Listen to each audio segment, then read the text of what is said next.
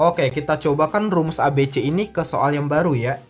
X kuadrat ditambah X tambah 1 sama dengan 0. Kita coba tentukan akar-akarnya pakai rumus. Pertama, informasi penting dulu. A-nya sama dengan 1, B-nya sama dengan 1 juga, C-nya sama dengan 1 juga.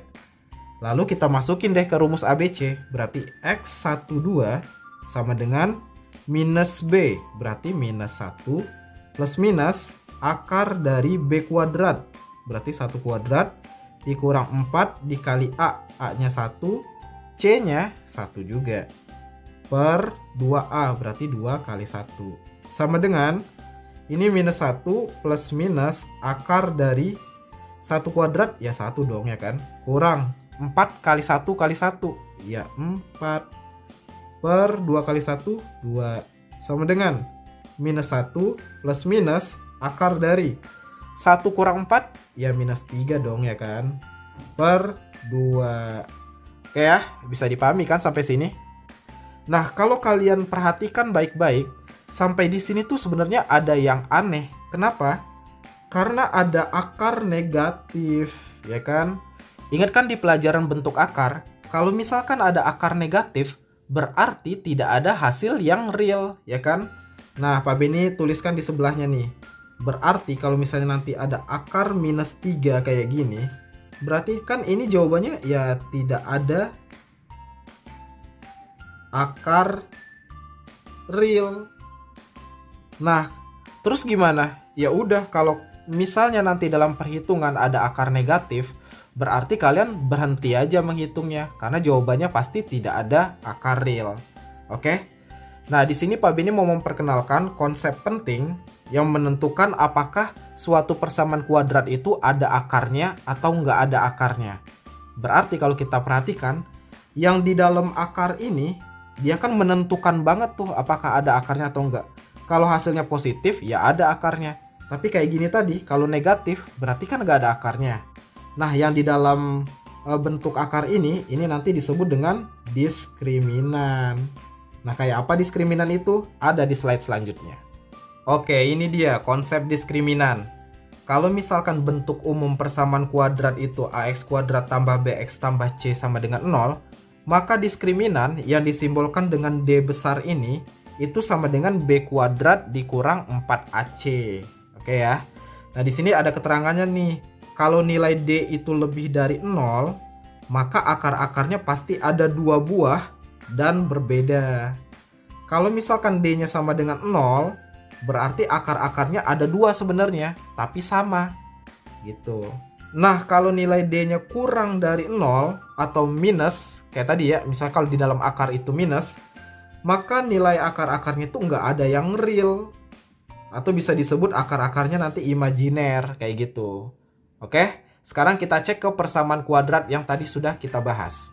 Oke, kita balik lagi ke soal yang sudah kita bahas sebelumnya. Jadi kita cek diskriminan masing-masing soal ini, oke?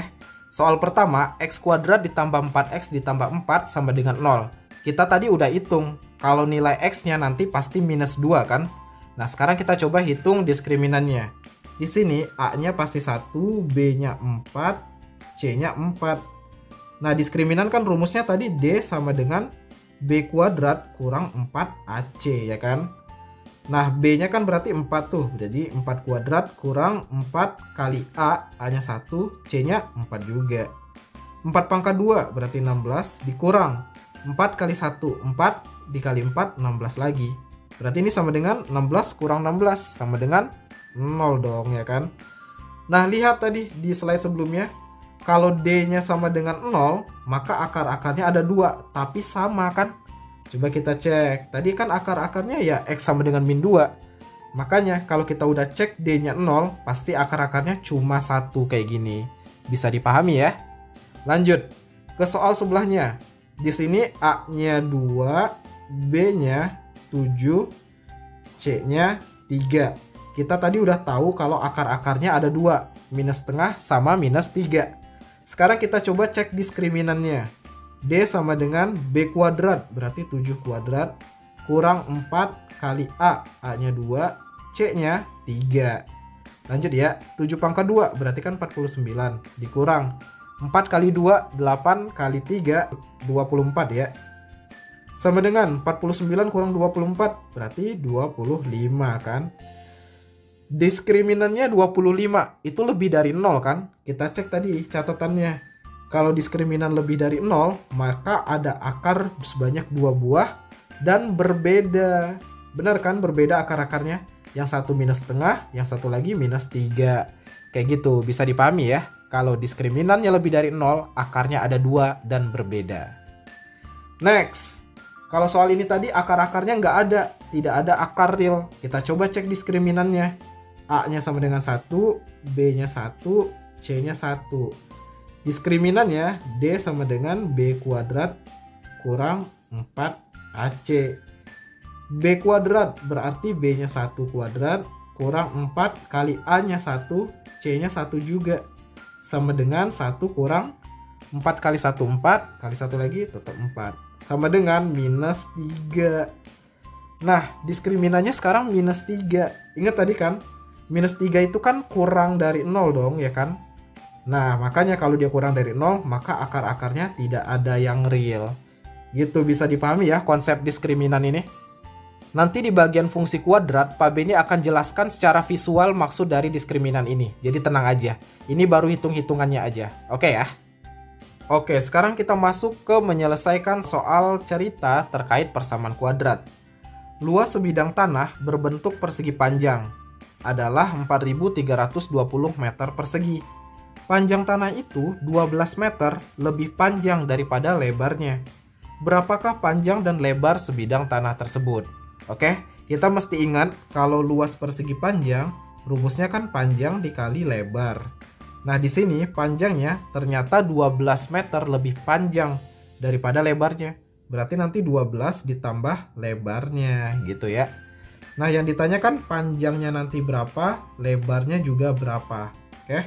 Kita mulai dari luasnya. Tadi kan luas itu panjang kali lebar, berarti P kali L.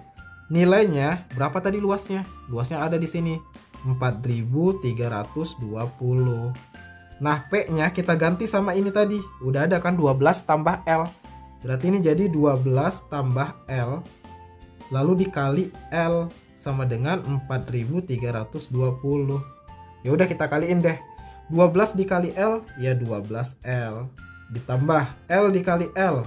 L kuadrat sama dengan 4.320. Nah, ini kan ada bentuk kuadrat, bentuk persamaan kuadrat dong. Jadi kita susun aja sesuai dengan bentuk umumnya ya. Jadi yang pangkat 2 terlebih dahulu. L kuadrat ditambah 12L. Nah, 4.320 pindahin ke kiri jadi minus kan. Ini jadi minus 4.320 sama dengan 0. Oke. Ini walaupun variabelnya bukan X tapi L, tetap aja A, B, C-nya bisa dihitung dari sini. A-nya berarti yang di depan L kuadrat, 1 dong ya kan. Berarti kita catat dulu, A-nya sama dengan 1, B-nya sama dengan yang ini kan, 12, C-nya yang ini dong. Berarti C-nya sama dengan minus 4.320. A kali C-nya sama dengan 1 kali minus 430. Berarti minus 4.320. Oke.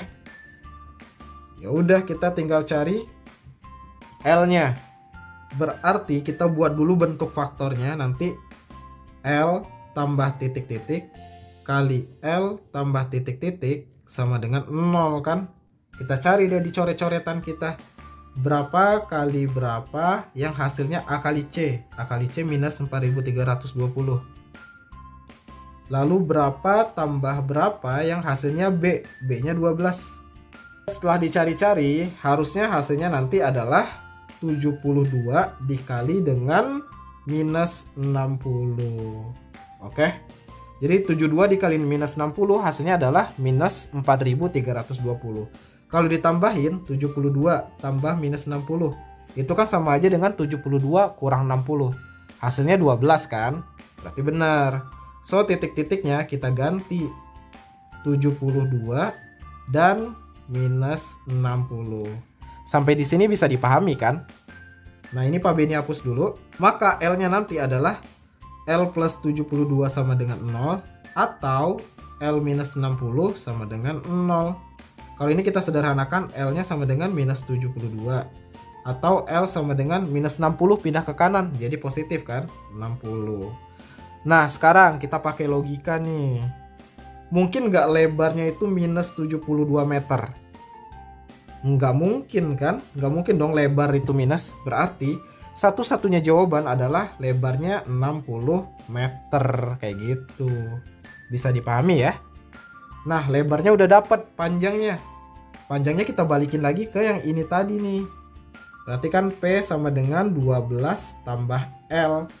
Berarti 12 ditambah lebarnya yang ini tadi 60. Berarti 12 ditambah 60 sama dengan 72 meter ya, jangan lupa.